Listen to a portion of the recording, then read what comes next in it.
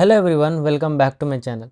So Android development సిరీస్లో మనం ఈరోజు ఫంక్షన్స్ గురించి మాట్లాడదాం. ఆల్రెడీ వేరియబుల్స్, డేటా టైప్స్ వాటి గురించి మాట్లాడాం కదా. సో ఈ వీడియో అర్థం అవ్వాలంటే ఫస్ట్ ఆ వీడియోస్ చూసి రండి. ఓకే, సో అవి కొంచెం మంచిగా అర్థమైతే ఇవి ఇంకా మంచిగా అర్థమవుతాయి అన్నట్టు. ఓకే, సో ఇలానే కాట్లిన్ చిన్న చిన్నగా కంప్లీట్ చేసి మనం ఆండ్రాయిడ్ యాప్ డెవలప్మెంట్ స్టార్ట్ చేద్దాము. రియల్గా యాప్స్ స్టార్ట్ చేద్దాం. అండ్ ఎప్పుడైతే అందులో మళ్ళీ కొన్ని కాన్సెప్ట్స్ వస్తాయో కాట్లిన్వి, మళ్ళీ అవి నెక్స్ట్ వీడియోను అలా కవర్ చేసుకుంటూ వెళ్దాము. ఓకే, సో ఈరోజు ఫంక్షన్స్ గురించి మాట్లాడదాం. సో మనకు తెలుసు కదా, మనం కాట్లిన్ ప్లే గ్రౌండ్లో మనం కాట్లిన్ అనేది లాంగ్వేజ్ ప్రాక్టీస్ చేస్తున్నాం. సో ఇది కాట్లిన్ ప్లే గ్రౌండ్. సో ఇవాళ మనం ఫంక్షన్స్ గురించి మాట్లాడుతున్నాం కదా. ఇప్పుడు ఫంక్షన్స్ గురించి మాట్లాడాలి అంటే మనకు వేరియబుల్స్ అవన్నీ కొంచెం రావాలి. ఓకేనా, ప్రింట్ చేయడం అవన్నీ ఎందుకు చెప్తున్నా అంటే, ఇప్పుడు మీరు ఇక్కడ చూస్తే మెయిన్ అనేది ఒక ఫంక్షన్ అని మీకు ఆల్రెడీ చెప్పా. ఓకే, ఎందుకు చెప్పా? ఎందుకంటే దానికి ముందు ఒక కీవర్డ్ ఉంది, ఫన్ అని. మెయిన్ ఉంది, ఇలా బ్రాకెట్స్ ఉన్నాయి, అండ్ ఇలా బ్రాకెట్స్లో దాని డెఫినేషన్ ఉంది. ఓకేనా, సో ఇలా ఉండడం వల్ల దానికి ఒక ఫంక్షన్ అని చెప్తాము అని చెప్పాను నేను. Okay, and main is the entry point of the program అని చెప్పా కదా. ఇప్పుడు మీరు ఇక్కడ చూస్తే ఈ ప్రింట్ ఎల్ఎన్కి ఈ మధ్యలో ఉన్న హెలో వరల్డ్ తీసేస్తే మనం, అది కూడా కొంచెం కొంచెం ఇలానే ఉంది చూసారా, మెయిన్ లానే ప్రింట్ ఎల్ఎన్ ఉంది చూసారా. అంటే ఈ ప్రింట్ ఎల్ఎన్ కూడా ఒక ఫంక్షన్ లాంటిదే, కానీ ఇక్కడ పక్కన ఫన్ అని లేదు, అంతే కదా. సారీ, నేను ఇప్పుడు ఇక్కడ ఇలా పెట్టేస్తా.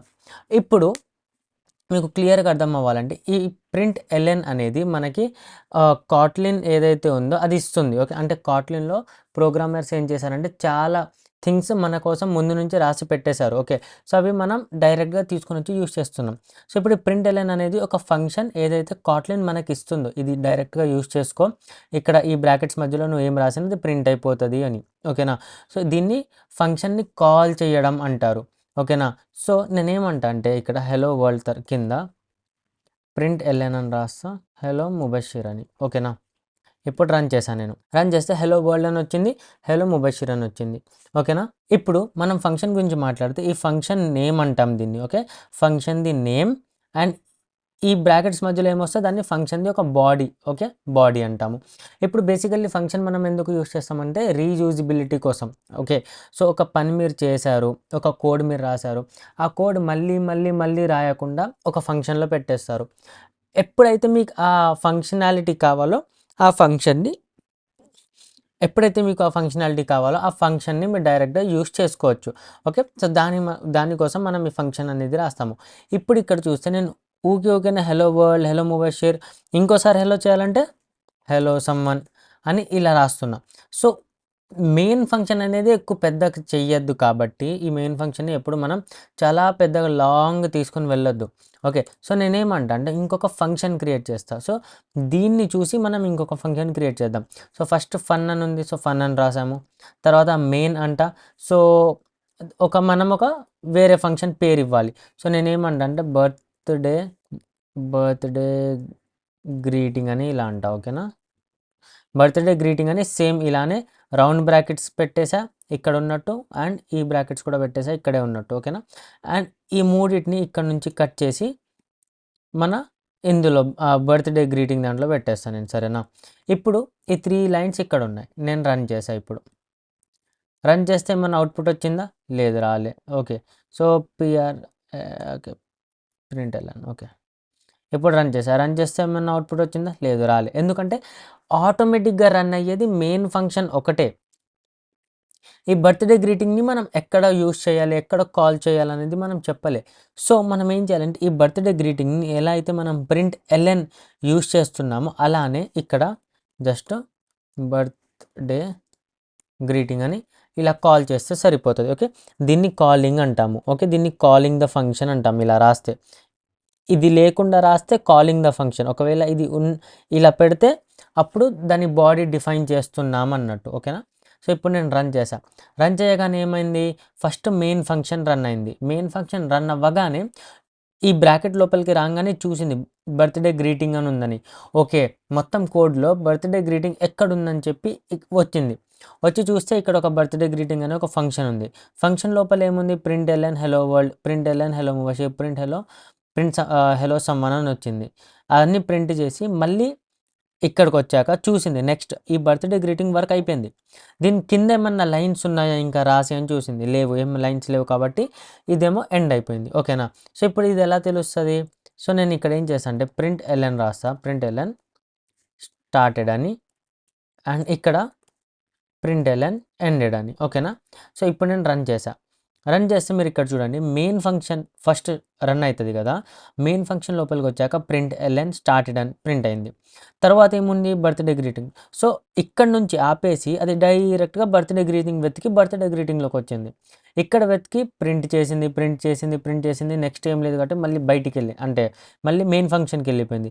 మెయిన్ ఫంక్షన్కి వెళ్ళాక కింద చూసింది ఇంకేమైనా ఉందా అని, అవును ఎండెడ్ అని ఉంది, ఎండెడ్ని ప్రింట్ చేసింది. ఓకే. సో ఇలా మనం ఒక ఫంక్షన్ని డిఫైన్ చేస్తాము, అందులో ఇలా ప్రింట్ ఎల్ఎన్ అంటే ఏదైనా ఒక కోడ్ రాస్తాము, కోడ్ రాసాక దాన్ని ఆ ఫంక్షన్ని కాల్ చేయడం అనేది జరుగుతుంది. ఓకే. ఇప్పుడు ఈ ఫంక్షన్స్ అనేది ఒక వాల్యూని రిటర్న్ కూడా చేస్తాయి, జస్ట్ ప్రింట్ చేయకుండా.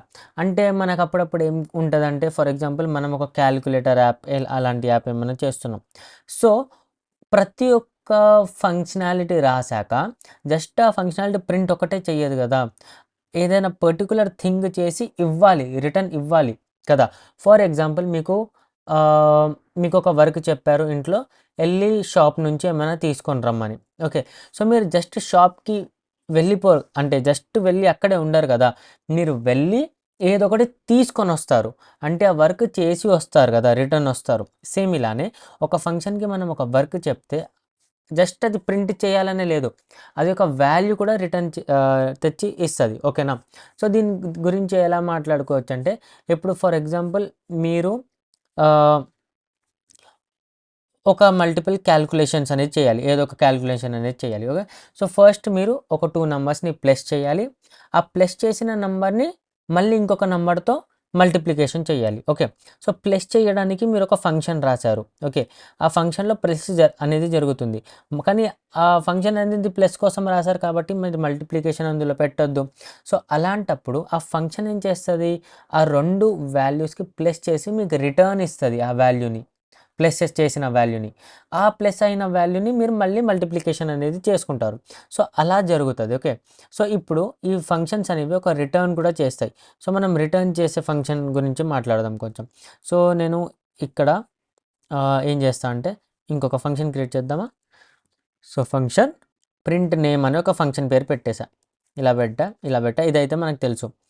ఇది ఇప్పుడు రిటర్న్ అంటే ఏంటి, మనం వేరియబుల్స్ గురించి ఏం మాట్లాడుకున్నాం, వేర్ నేమ్ స్ట్రింగ్ అని ఇలా మాట్లాడుకున్నాం కదా, సేమ్ ఇలానే ఫంక్షన్కి కూడా ఇక్కడ మీరు కాల్ అని పెట్టి ఇది ఎలాంటి టైప్ ఆఫ్ థింగ్ రిటర్న్ చేస్తుంది, ఇది నంబర్ రిటర్న్ చేస్తుందా, లేకపోతే స్ట్రింగ్ రిటర్న్ చేస్తుందా, బూలియన్ రిటర్న్ చేస్తుందా, ఏం రిటర్న్ చేస్తుంది అనేది మీరు పెట్టుకోవచ్చు ఇక్కడ. ఓకే. ఒకవేళ మీకు పక్కా తెలుసు ఏం రిటర్న్ చేస్తుంది, లేదా మీరు సెక్యూరిటీ రీజన్స్ కోసం లేకపోతే ఏం ఎర్రర్ రావద్దు అంటే ఈ ఫంక్షన్ అనేది ఈ పర్టికులర్ థింగే రిటర్న్ చేయాలి అని అలా ఉన్నప్పుడు మీరు ముందే చెప్పేయాలి. సో దాట్ ఒకవేళ ఇది తెలియకుండా మీరు ఏదైనా కోడింగ్లో తప్పు చేసి ఏమన్నా రాంగ్ రాస్తే అది స్ట్రింగ్ కాకుండా ఇంటీజర్ ఇస్తుంటే, లేకపోతే ఇంటీజర్ మీరు అనుకున్నారు అదేదో వాల్యూ ఇస్తుంది. సో అలాంటప్పుడు మీరు ఇలాంటి చెక్స్ అనేది పెట్టుకోవచ్చు. ఓకేనా. సో ఫంక్షన్ నేమ్ అంటాము, ఫంక్షన్ రిటర్న్ టైప్ అంటాము, దీని లోపల బాడీ.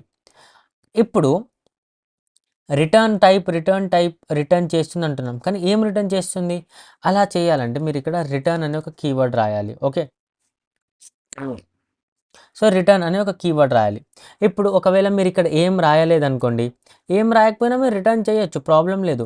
సో ఏం రాయకపోతే ఇది ఆటోమేటిక్గా ఒక యూనిట్ అనే ఒకటి ఉంది, యూనిట్ అంటాము. ఓకే. కానీ యూనిట్ అనేది మీరు డిఫైన్ చేయాల్సిన అవసరం లేదు. సో ఒక యూనిట్ అనేది రిటర్న్ చేస్తుంది. యూనిట్ అంటే ఏం లేదు, ఖాళీ అన్నట్టు మీనింగ్. నార్మల్గా మనం జావాలో సిలో వాయిడ్ ఎలా అంటామో అలానే కాట్లిన్లో యూనిట్ అంటాము. ఓకే. ఇవి మీకు వినడానికి కొంచెం కాంప్లెక్స్గా అనిపించచ్చు, కానీ కాంప్లెక్స్ ఏం లేదు, మనం రాసే కొద్దీ అలవాటు అయిపోతుంది. ఫస్ట్ టైం వింటున్నారు కాబట్టి కొంచెం కాంప్లెక్స్గా అనిపించచ్చు. ఓకేనా. రిటర్న్ ఏంటి, ఏం రిటర్న్, ఇది అది అని, కానీ మీరు యాక్చువల్గా దీన్ని చూడలేదు కాబట్టి మీకు కొంచెం డౌట్గా ఉండొచ్చు. సో నేనేం చేస్తాను అంటే ఈ మొత్తం తీసేసాను నేను. ఓకే. ఈ మొత్తం తీసేసా, మళ్ళీ స్టార్టింగ్ నుంచి చేద్దాం మనం. సో నేను ఇక్కడ ఏం చేస్తాను అంటే ఫన్ బర్త్డే గ్రీటింగ్ అని రాసా. ఓకేనా. బర్త్డే గ్రీటింగ్ అని రాసా. ఇప్పుడు దీనికి రిటర్న్ నేను ఏం రాయలేదు కాబట్టి దీన్ని యూనిట్ అని అది ఆటోమేటిక్గా తీసుకుంటుంది. ఓకేనా. అండ్ ఇక్కడ నేను ఏం రాస్తా అంటే println హ్యాపీ బర్త్డే ముబషిర్ అని ఇలా రాసా. ఓకే. అండ్ నెక్స్ట్ లైన్లో నేను println I am 23 years old. ఓకేనా. సో ఇలా రాసా. ఇప్పుడు నేను దీన్ని రన్ చేయగానే మనకు ఆబ్వియస్లీ తెలుసు ఏమొస్తుందో. యాక్చువల్లీ నేను ఇక్కడ కాల్ చేయాలి కదా. సో దీన్ని కాపీ చేసి ఇక్కడ కాల్ చేస్తాం. ఇప్పుడు మనం దీన్ని రన్ చేస్తే మనకు అది వచ్చేసింది. ఓకేనా. ఇప్పుడు నేను ఏమంటా అంటే ఇది రిటర్న్ చేయాలి అంట. సో ఇలా రాసి నేను ఇలా స్ట్రింగ్ అని పెట్టేసా. స్ట్రింగ్ అని పెట్టి రన్ చేస్తా. రన్ చేశాక మిస్సింగ్ రిటర్న్ స్టేట్మెంట్ అని ఒక ఎర్రర్ వచ్చింది. ఎందుకు వచ్చిందంటే ఇది ఏమంటుంది, బర్త్డే గ్రీటింగ్ అనే ఫంక్షన్ ఏదో రిటర్న్ ఇస్తుంది అని చెప్పావు, నువ్వే చెప్పావు స్ట్రింగ్ రిటర్న్ ఇస్తుంది అని, కానీ ఇదేమో నాకేం ఇవ్వట్లే అని చెప్తుంది. సో మనం ఇక్కడ ఏం రాయాలి, రిటర్న్ అని ఏదో ఒకటి రాయాలి. ఓకే. సో నేను ఏం చేస్తా అంటే రిటర్న్ ఏం చేస్తారు ఇప్పుడు, ఒక వేరియబుల్, ఒక డేటా ఏదో ఒకటి ఉండాలి. మన దగ్గర ఏం లేదు రిటర్న్ చేయడానికి. సో నేనేం చేస్తా అంటే ఇక్కడ వేరియబుల్ ఒకటి డిక్లేర్ చేస్తా, wall name greeting equals to అని చెప్పేసి ఈ println తీసేస్తా ఇక్కడ నుంచి. ఓకేనా. అండ్ మళ్ళీ ఇక్కడ wall age greeting equals to అని పెట్టేసి ఇది కూడా తీసేసా. ఇప్పుడు రిటర్న్ ఏం చేస్తున్నా, రిటర్న్ ఈ రెండింటిని కలిపి చేస్తాం. ఎలా అయితే మనం println నేర్చుకున్నాం కదా, కలిపి ఎలా చేయాలి ప్రింట్ అని. సో ఇలా డబుల్ కోట్స్లో డాలర్ సింబల్ పెట్టేసి నేమ్ గ్రీటింగ్. ఓకే. ఇది ఇలా స్లాష్ ఎన్ చేస్తే నెక్స్ట్ లైన్కి వెళ్తుంది. ఓకేనా. అండ్ మళ్ళీ ఇలా పెట్టేసి ఏజ్ గ్రీటింగ్. ఇప్పుడు నేను రన్ చేస్తే ఓకే, రన్ చేస్తే ఏమైనా వచ్చిందా, రాలే. ఇక్కడ కొంచెం బుర్ర పెట్టండి, ఎందుకంటే నేను దీన్ని రిటర్న్ చేశా. ఓకే. ఈ రిటర్న్ దేనికి చేస్తున్నా నేను, ఈ ఫంక్షన్కి. అంటే ఇక్కడ ఇది రిటర్న్ చేసినప్పుడు మళ్ళీ మెయిన్ ఫంక్షన్కి వెళ్ళిపోతుంది కదా, అప్పుడు ఈ రిటర్న్ చేసిన వాల్యూ ఇందులో స్టోర్ అయింది. సో ఇందులో స్టోర్ అయిన వాల్యూని మీరు ప్రింట్ చేయాలి. సో ఇక్కడ 2 వేస్ ఉన్నాయి. ఒకటేమో మీరు డైరెక్ట్గా println చేసి ఇలా చేయొచ్చు, లేదంటే ఇంకొక వేరియబుల్ క్రియేట్ చేసి like wall greeting equals to ఇలా చేసి మళ్ళీ println గ్రీటింగ్ చేయొచ్చు. సరేనా. సో ఇప్పుడు మీరు ఇక్కడ రన్ చేశారనుకోండి, ఇప్పుడు మీకు 2 టైమ్స్ ఇవి ప్రింట్ అయింది. సో ఇక్కడ ఏం జరుగుతుంది, ఫస్ట్ ఇక్కడికి వచ్చింది println బర్త్డే గ్రీటింగ్ అని చెప్పి ఇక్కడికి వచ్చింది, బర్త్డే గ్రీటింగ్ని చూసింది. ఇదేమో స్ట్రింగ్ని రిటర్న్ చేస్తుంది. సో ఇది చూసింది, ఓకే వేరియబుల్స్ ఉన్నాయి, రిటర్న్ ఏం చేస్తుంది, ఇలా లైక్ ఇది పెడితే నెక్స్ట్ లైన్కి వెళ్తుంది. ఓకే. దీనివల్ల నెక్స్ట్ లైన్కి వచ్చేసింది ఇక్కడ. సో నేమ్ గ్రీటింగ్ ఇదంతా ఓకే. రిటర్న్ చేసినప్పుడు ఈ రిటర్న్ చేసిన వాల్యూ ఇందులో స్టోర్ అయిపోయింది. ఇప్పుడు మనం ఇందులో ఉన్న వాల్యూని ప్రింట్ చేస్తున్నాం. సో ఇది ప్రింట్ అయింది, కిందకు వచ్చి wall greeting equals to birthday greet అంట. ఓకే. మళ్ళీ బర్త్డే గ్రీట్ ఉందని మళ్ళీ ఇక్కడికి వెళ్ళింది. ఈ ఫంక్షన్ అంతా చేసింది, ఈ వర్క్ అంతా చేసి రిటర్న్ చేసి ఇందులో ఇప్పుడు ఈ వాల్యూ ఏదైతే ఉందో ఈ వాల్యూ ఇందులో ఉంది. వాల్ గ్రీటింగ్ ఈక్వల్స్ టు అన్నాం కాబట్టి ఇందులో ఉన్న వాల్యూ ఇందులో కూడా స్టోర్ అవుతుంది కదా ఆబ్వియస్లీ. అండ్ ఇప్పుడు దీన్ని మనం ప్రింట్ చేస్తున్నాం. సో మళ్ళీ ఇలా ప్రింట్ అయింది. ఓకేనా. కాన్సెప్ట్స్ కొంచెం నేర్చుకుంటున్నప్పుడు ట్రిక్కీగానే ఉంటాయి, కానీ మనం యాక్చువల్ లైఫ్లో ఎక్కడైతే యూస్ చేస్తామో అప్పుడు మనకు అర్థమైపోతుంది, ఓకే దీనివల్ల యూస్ చేసామా, దీనికోసం యూస్ చేసామా అనేది. ఓకేనా. సో ఇలా మనం ఒక వాల్యూని రిటర్న్ చేయొచ్చు. ఓకే. ఇప్పుడు ఇంకొక కొత్త కాన్సెప్ట్ నేర్చుకుందాం. సో ఇప్పుడు మీరు హ్యాపీ బర్త్డే ముబషిర్ అని రాశారు, ఐఎమ్ 23 ఇయర్స్ ఓల్డ్ అని రాశారు. సో ఇప్పుడు చాలామందికి మీరు విష్ చేయాలి. ఓకేనా. సో ఇలా విష్ చేయాలి అంటే మీరు ఏంటి 4-5 మెంబర్స్ని విష్ చేయాలంటే 4-5 ఫంక్షన్స్ రాసుకుంటూ కూర్చోలేరు కదా. ఫంక్షన్ మెయిన్ పర్పసే రీయూజబిలిటీ కదా. సో ఇక్కడ మనకు ఒక థింగ్ ఉంది, పారామీటర్స్ అంటాము. సో పారామీటర్స్ మనం ఏంటంటే పారామీటర్స్ ఇచ్చి ఒకటే ఫంక్షన్ని మల్టిపుల్ టైమ్స్ యూస్ చేయొచ్చు. ఓకేనా. సో ఇది ఇప్పుడు ఎలా ఇస్తాం ఏంటనేది చూద్దాం. సో ఇప్పుడు ఈ ఫంక్షన్ ఉంది కదా, నేను ఈ బ్రాకెట్స్ లోపలికి వచ్చి నేను ఏమంటే నేమ్ అనేది ఒక పారామీటర్ తీసుకో, అదేమో స్ట్రింగ్ టైప్ అని. ఓకే. ఇది నువ్వు నేమ్ అనే ఒక పారామీటర్ తీసుకో. ఓకే. నేను ఇస్తాను నీకు, నువ్వు తీసుకో. అది ఎలాంటి type, string type. Okay. String type. And ఇక్కడ ఏం చేస్తా అంటే ఈ ముబషిర్ ఉంది కదా, ఇక్కడ తీసేసి ఇలా నేమ్ డైరెక్ట్గా. ఓకే. కొంచెం చూడండి, ఓకే అర్థమైపోతుంది. ఓకే. ఇక్కడ ఇప్పుడు మీరు రన్ చేశారనుకోండి, మీకు ఏం ఎర్రర్ వస్తుంది? No value passed for parameter name అంట. నేను ఇక్కడ ఇది ఒకసారి తీసేస్తున్నా. ఓకే, సో దట్ మనకు ఒకసారి ఎర్రర్ రావాలి కాబట్టి. No value passed of parameter name అంటే బర్త్డే గ్రీటింగ్ ఫంక్షన్ నువ్వు ఒక నేమ్ అనే ఒక డేటా తీసుకో, అది స్ట్రింగ్ టైప్ ఉంటుంది, నేను ఇస్తా నీకు అని చెప్తున్నా. కానీ ఇక్కడ మనం కాల్ చేసినప్పుడు మాత్రం ఏమి ఇవ్వట్లేదు, ఖాళీగా పంపిస్తున్నాం, అందుకే ఇది ఎర్రర్ వస్తుంది. సో నేను ఇక్కడ ఏమంటా అంటే నేమ్ ఈక్వల్స్ టు ముబషిర్ అని. ఇప్పుడు రన్ చేశాను అనుకోండి, ఏమొచ్చింది? హ్యాపీ బర్త్డే ముబషిర్ అని వచ్చింది. ఎందుకు వచ్చింది?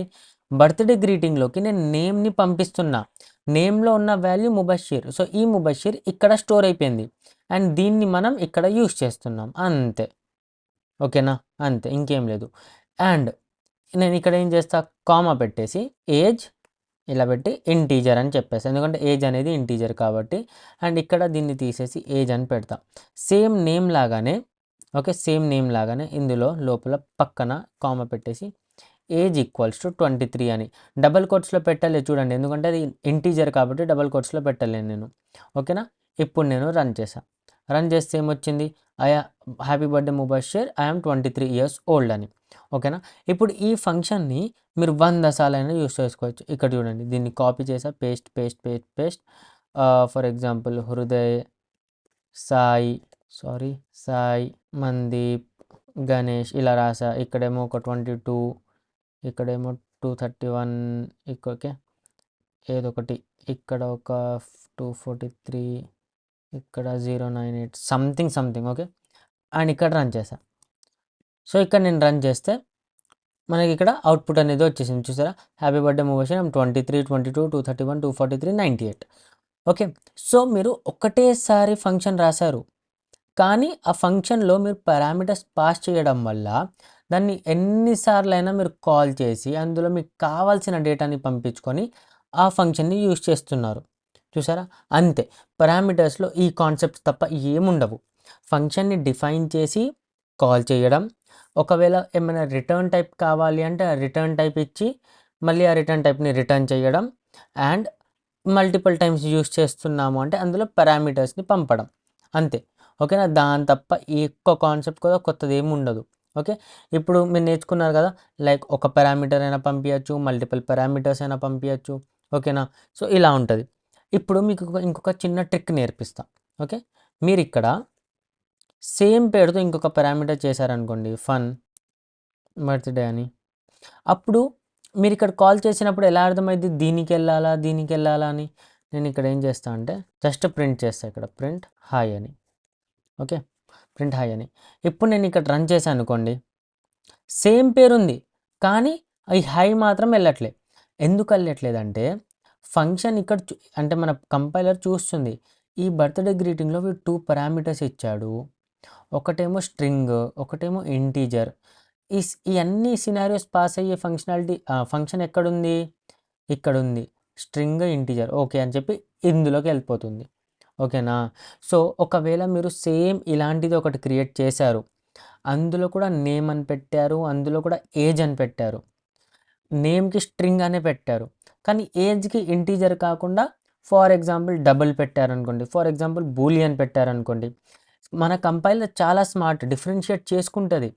వీడిచ్చింది బూలియన్, ఓకే, సో నేను ఎవరి దాంట్లో వెళ్ళాలి, బూలియన్ ఉన్న దాంట్లో వెళ్ళాలా, ఇంటీజర్ ఉన్న దాంట్లో వెళ్ళాలా అని చెప్పి అది చూసుకుంటుంది. ఓకేనా, సో మనకి ఇప్పుడు కావాలంటే మనం చూడొచ్చు ఆ ఎగ్జాంపుల్ కూడా, కానీ ఇప్పుడే చేస్తే ఏంటంటే మీకు కొంచెం అడ్వాన్స్ టైప్ లాగా అయిపోతుంది. ఓకేనా, బేసికల్లీ చెప్పేది ఏంటంటే మనం ఒక ఫంక్షన్లో పారామీటర్స్ని పంపించి దాన్ని రీయూజ్ అనేది చేయొచ్చు. మీకు ఇప్పుడు ఇది మంచిగా నేర్చుకోవాలంటే మీరు ఒక ఫంక్షన్ రాయండి, ఒక హోంవర్క్ లాగా అనుకోండి, ఒక ఫంక్షన్ రాయండి.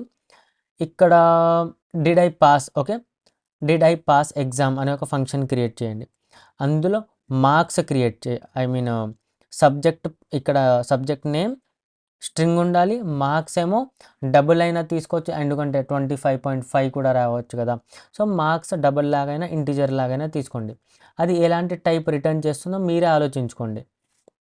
ఇప్పుడు మీరు సబ్జెక్ట్ తీసుకుంటారు, మార్క్స్ తీసుకుంటారు కదా, ఇక్కడ ఫంక్షన్ బాడీలో మీరు చెప్పండి, డిఫైన్ చేయండి, రాయండి అక్కడ సబ్జెక్ట్ తెలుగులో నాకు 25 మార్క్స్, నేను పాస్ అయ్యానా, ఫెయిల్ అయ్యానా, లేకపోతే పాస్ అయ్యానా, ఫెయిల్ అయ్యానా అనేది వద్దు, ఎందుకంటే అది కండిషన్స్ వెళ్ళిపోతుంది.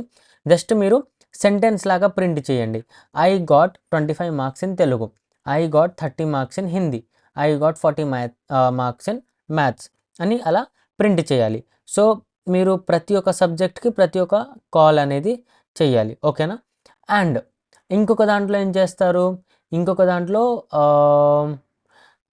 పీటీ సబ్జెక్ట్స్ ఉంటాయి కదా, లైక్ స్పోర్ట్స్ అని అలాంటివి. సో ఇంకొక సేమ్ ఫంక్షన్ రాయండి, పేరు సేమ్ ఉండాలి, పేరు సేమ్ ఉండాలి, నేమ్ అనే పారామీటర్ అందులో ఉండాలి, స్ట్రింగే ఉండాలి. కానీ మార్క్స్ని చేంజ్ చేసేయండి ఇప్పుడు.